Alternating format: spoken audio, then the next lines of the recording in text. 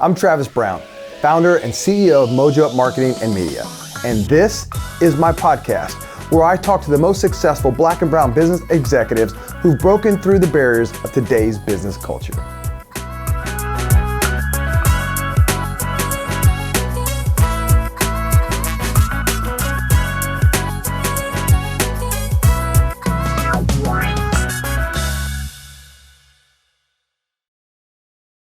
Welcome to Mojo Up Live, the diverse and talented podcast. I'm your host, Travis Brown, and today I have Portia Bailey-Bernard. She is the Senior Vice President of Indianapolis Economic Development for the Indy Chamber. But I know her as an attorney, as a wife, as a mother, and as an incredible karaoke singer.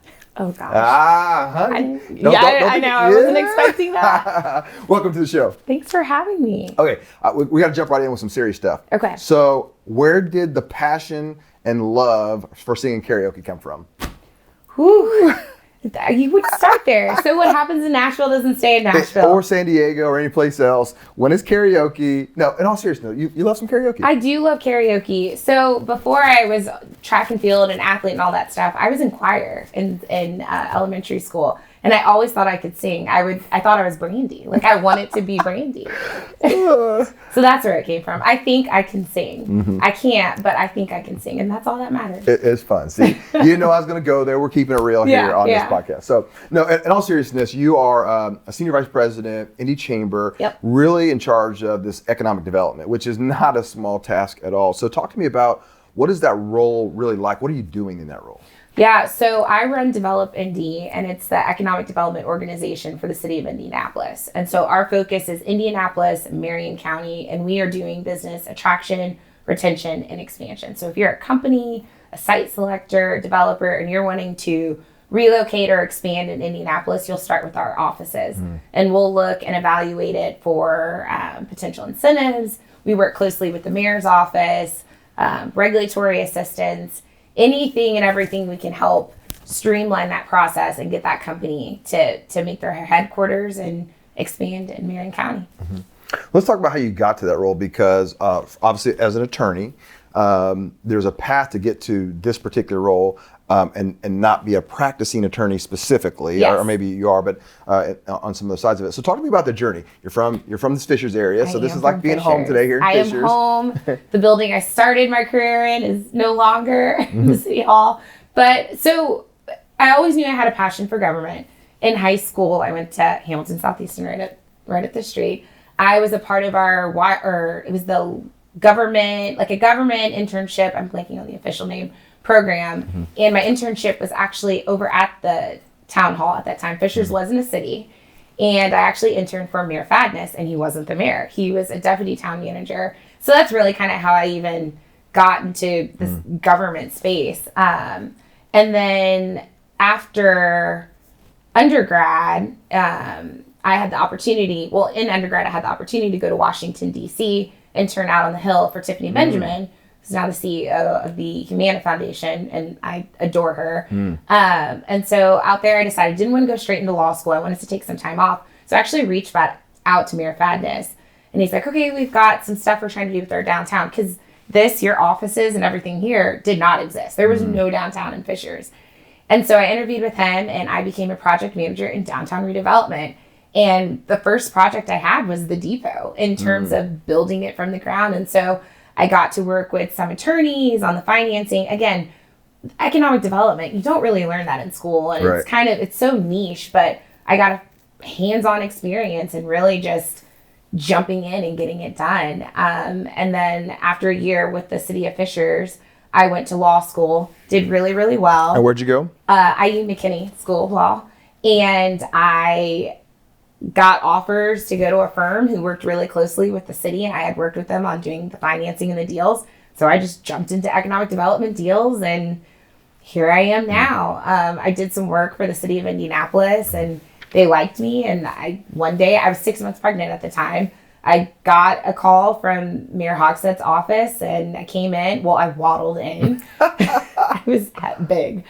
And he asked if I wanted to take up this opportunity to run development, and I was like, absolutely. So just did it. But I have to credit my experience as an attorney and working in the weeds on financing and putting these deals together, and my ability to take on such a big role at such a young age. And so I definitely, though I probably won't go back to practicing traditionally, I definitely have to give credit for the amazing attorneys and partners I worked with. Tic Tac being one, or Jimmy McMillan, who you had on your show previously. I love when I see somebody, they call him Tic Tac. So what's up, Jimmy? So when it comes to economic development, I don't think people generally understand what it takes to build a building like this, or what the city's involvement, or hey, to get somebody from some other state that's looking to move a headquarters here and help the revitalization of what we're doing here. So kind of give us a little snapshot of like what's involved in some of those things. So a lot of times if we have a company that's wanting to, let's say, build, so we'll hit on some of the development part to build in Marion County, they'll reach out to my office and they got to find a site first. So we work closely with brokers, and we're looking at all of the available land we have in Marion County to get them situated. They'll tell us what their needs are. A lot of times companies are like, I need to be close to the airport, or I need to be near a rail line, or I want to be close to the interstate. And so we take all of that into consideration and narrow down a few selections for them. So we're working with their company leadership and finding what the best fit is for them as well.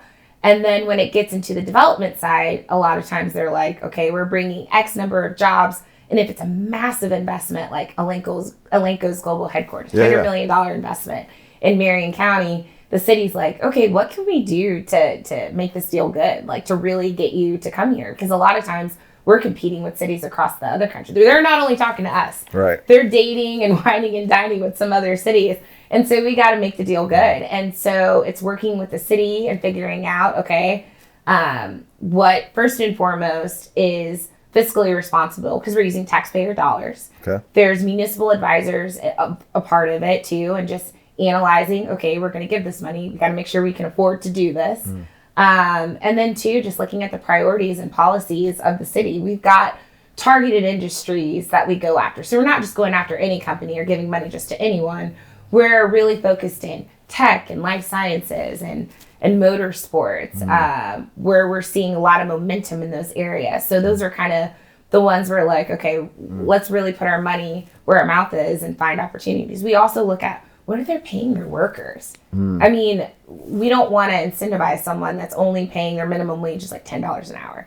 So we take all of that into consideration when we're putting together ultimately a package to put before them to see like, hey, okay, are you guys ready to play ball? Will you take this offer? That's it. I think that's interesting just to think about all the different factors, because I think if you're not involved in that, you're like, you just walk downtown one day and you're like, oh, cool. Some new company, some new building, that just must have happened, right? Yeah. Not unpacking the sometimes years of work to lead up to something, like that ultimately has happened. How is this, post-COVID? Obviously, we had a thriving downtown. Yeah. We have COVID where it gets desolate. Yeah. We're now in the mode of trying to rebuild back up that. So what does that burden look like right now? I mean, it's tough. We're also dealing with, too, I don't think remote work, hybrid work is going to go away.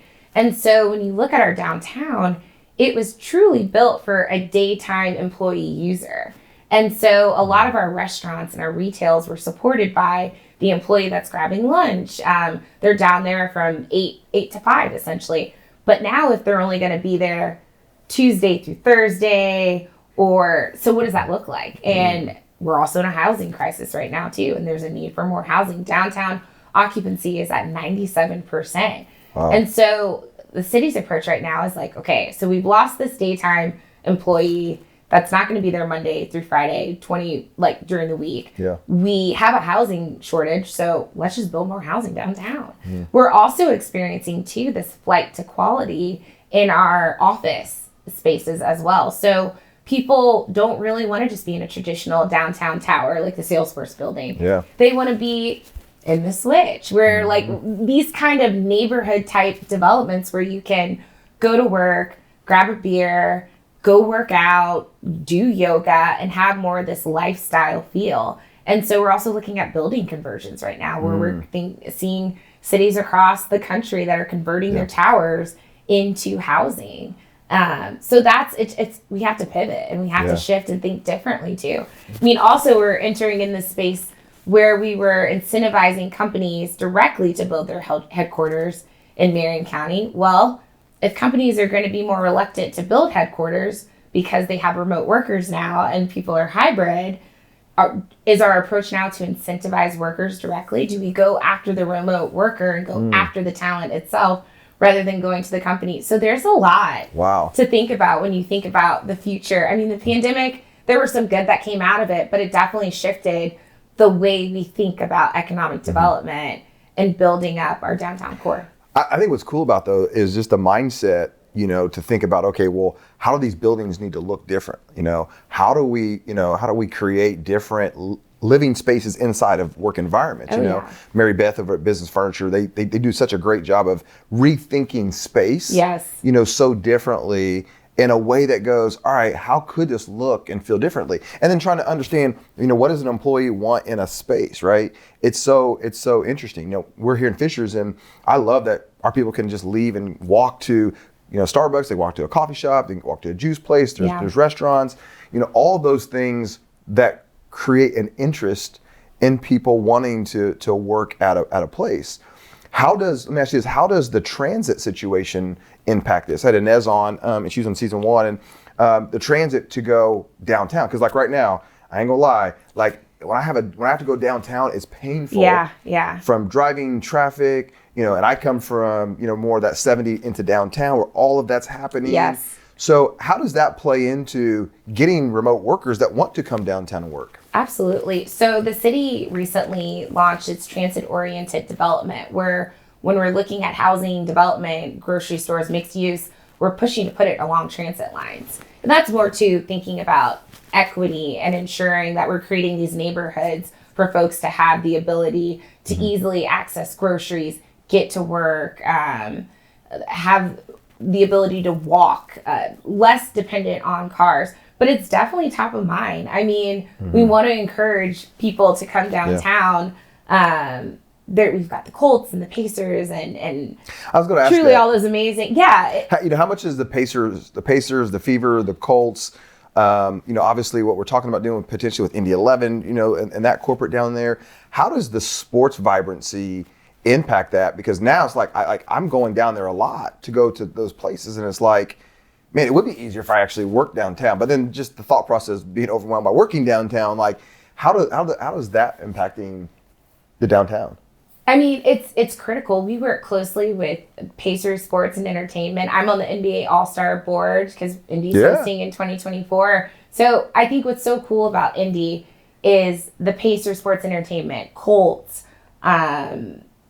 Ursal, Indy 11. We all sit on similar civic boards and work so closely with one another because everyone has the same mission. We want butts and seats and we want folks downtown. And so that all goes to quality of life and economic development and building the environment too, that people aren't just coming down for a game, but this new Bicentennial Plaza that the Pacers are building, it's like come down for a game, stay for a beer, maybe catch a show after. And if you're not even going to the game, have an opportunity to watch the game in the plaza and feel like you're a part of it. It all plays together in terms of we're all partners. We want to see downtown do well. And so let's do what we can to support one another. Who's responsible? Let me ask you this. This is a question we've talked about at the Chamber, Leadership Exchange, is who's responsible to create the story around what this downtown is and why people want to be here? Because there's so many different hands in all of this with ideas.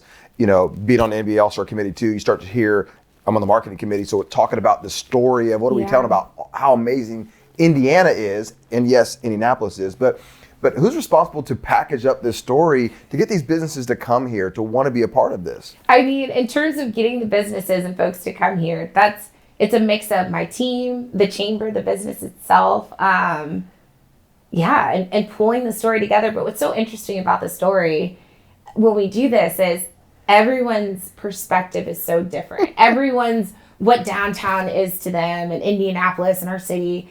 It's so varying. Like I have some people that are like, the Indy 500, that's so easy. It's the biggest spectacle in racing. And I'm like, I did not go to the Indy 500 until like 5 years ago.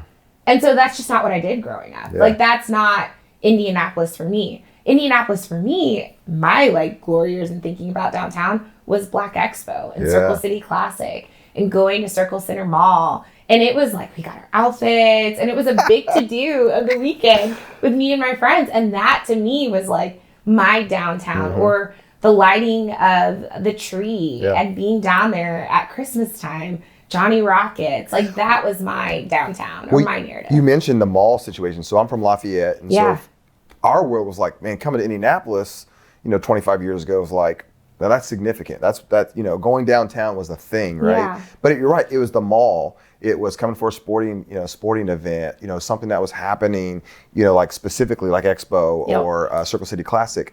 But this mall thing is an issue too, because now, and it's not really just an Amazon issue. It's just the malls everywhere, even in the suburban world, like malls aren't the thing anymore. So how are malls impacting all this? Whew. I mean, it's big. Circle Center Mall, my team was actually commissioned 2 years ago by Mayor Hogsett to work with a consultant to do a study of potential redevelopment opportunities. And so for a year and a half, we were working with the consultant, and they were looking at our downtown and evaluating, like, what can we do with this space? I mean, it's prime location. It's in the heart of the city of Indianapolis. But to your point, the concept of a mall is so antiquated.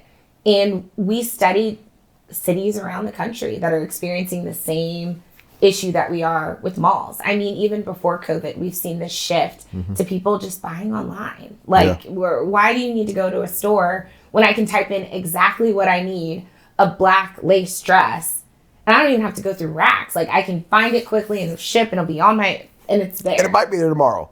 It might be here tomorrow. That's the thing. And now they've made, and some people will be like, oh, the returns are so difficult. Not anymore. It's so easy to return the stuff now. Yeah. I mean, but to all of that, like, we got to think differently. Yeah. And so we're seeing a lot of cities that are pivoting to more of a mixed use type development, which is essentially what we're looking at doing with the mall now.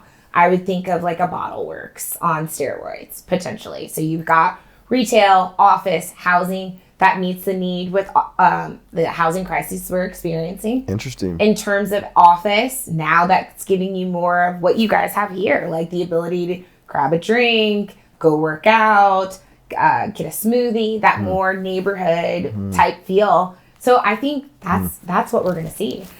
Let me ask you this, because I know there's sometimes a knock on cities that are doing downtown development because of revitalization. Yeah.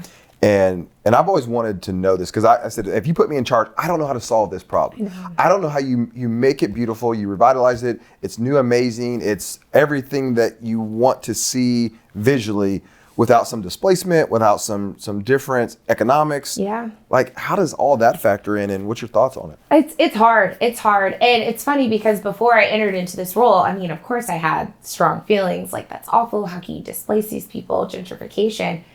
And now being in this role, it's tough because we want to grow. But what I think is really cool with the city right now is what they're doing is shifting and thinking, okay, when you think traditionally about economic development, it's the number of jobs and total capital investment being made in a community. But that's not inclusive and that's not equitable. So what can we ensure that we're doing, that we're growing, that's more equitable and inclusive of all? And so that's requiring that the minimum wage be $20+ an hour. That's saying, hey, X company, if you're going to move here and we're going to give you some type of abatement, we want you to set aside 5% of your award savings to go toward something for your employee that's a barrier to them. And those barriers are typically transit. How are they going to get to work? Childcare. Who's going to watch the kids? And training. Like, what opportunity for economic advancement are there? And so we've got companies giving their employees childcare vouchers or providing them with training, making improvements to bus stops. But yeah, with the neighborhood specifically, it's tough. We work closely. I'm on INHP's board. They do affordable housing in Indianapolis. And so it's working with partners like INHP to ensure we're keeping a percentage of our homes affordable. Right now, the city's policy on mixed use development with housing is, if you're getting incentives from the city and you're going to build these luxury apartments, we need to ensure that 5% of those apartments are within the area medium income, 30 to 60%, so that people can still live downtown. What's interesting to me is my husband and I used to live on Mass Ave, owned a condo behind Livery, and really nice area, But I also had relatives that lived on Mass Ave too in affordable homes, and you would never know that they were in affordable units. But for those potential relatives, it was important for them to be downtown because it was easy for them to get to work, to get to the grocery store, to use the trails. And I like to live downtown and be down there because it was fun and it was cool and we loved it. Yeah. For them, it was like their lifeline. It's a necessity for them. I gotta throw this in here is because we met. One of the first times we met was in San Diego. Yep. And then I had a great marketing idea to send this marketing box to all these people after a follow up, and then I didn't include my friend Portia, and then she saw it, and the next event she just walked up on me and was like, "Hey, this ain't cool." I just gotta know, are we cool yet? Are we? So you said you were going to send me one, but you never sent one. Well, I was out of them at that point in time. But you were on the Nashville list. You were on the Nashville list, and we haven't even sent the Nashville lock. We're a little behind. So we were getting wasn't Lex? Wait, Nashville. That was in September. Yeah. So we're just a little behind on that box right there. It's February. I know it. So you're on that list. So hopefully we can mend those situations. So accept my apology. No. So here's my next question is. So you're background as in law. Now you're in an executive position. Yes. Black female. Yeah. At the table, trying to change some things. What's that like for you to walk into those rooms? I mean, I'm always the only black face, a lot of times the only woman, and pretty young in it too. So I've just gotten so used to it now. I mean, growing up in Fishers, it wasn't like there was a ton of black people. A lot of time in my honors courses, I was the only black person in the class. And so I've just kind of gotten used to navigating those spaces. I will say I've gotten much more confident in speaking up, being in this role and kind of figuring out what my identity is and what my voice is, because I've worked for some amazing leaders and their approach and their style, while I can take bits and pieces of it, that's not me. So I had to find Portia's voice and be comfortable with disagreeing or speaking up and saying that's not right, or you guys need to think about it this way. And every time no one's ever been like, sit your butt, you know what I mean? Like, or what are you doing? And so I'm like, what's the worst that can happen? They say no or they disagree with me. And being okay with that has allowed me just to say, you know what, I'm just going to speak up. And I think that comes with maturity for sure. Because there would be times where I would sit in meetings, especially when I was at my old firm, younger associate, and the partners would be saying things. And I'm like, this is wrong, this is wrong, this is wrong. And finally someone will say, this is wrong. And they're like, oh, that is wrong. And I'm like, why didn't I just say that? I should have just spoke up. But it's challenging. I mean, also too, it's fighting this balancing act of when things do go awry or I do need to speak up, I don't want to be the angry black woman. And so I can't just flip a table. And I've had these conversations with some of my peers before where they're like, you should have flipped a table or gone off on them. And I'm like, they would never listen to me again. I would never be invited to have a seat at this table again if I flipped a table.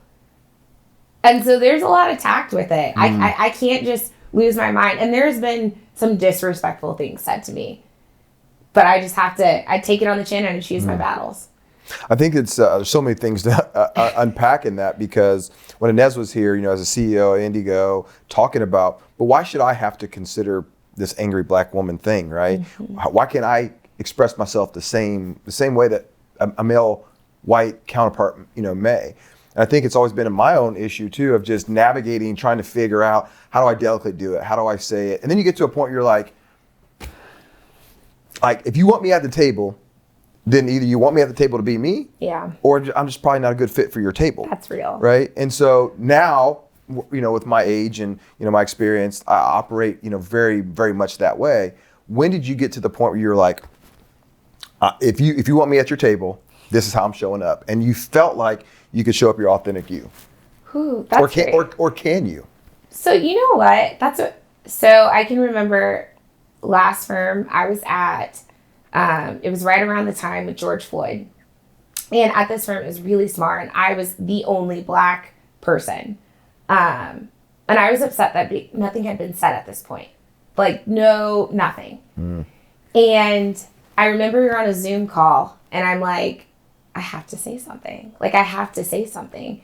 And in that moment, I was like, because typically I'm like, I don't want to rock the boat. I can just let it be. Let me take care of my family and my friends. And this doesn't need to be a professional work thing. But like something was like, just say something. And I was so taken aback at how well received it was. And we actually put a statement out. And the managing partner had me review it.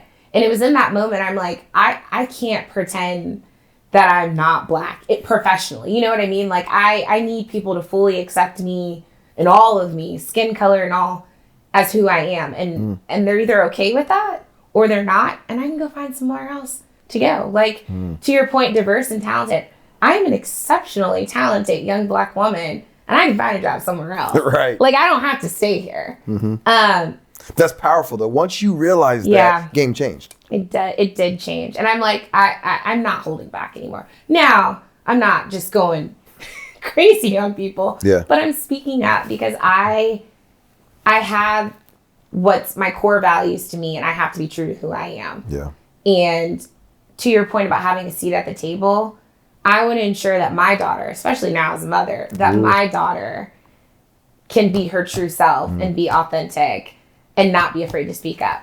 I'm glad you said that, because right before we get up to our hot seat, my question for you is, so now you're an executive woman trying to grind, hustle, make it, prove yourself. Yep. Because we're all in that. But you're also a mother. Yeah. And a wife. Yes.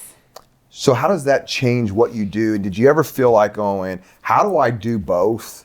How can I be there for my daughter, be a great wife, and I'm supposed to be this executive, that's a badass. Yeah, and a mother, and a sister, and a daughter, and a granddaughter, and a best friend, and a girlfriend, my friends.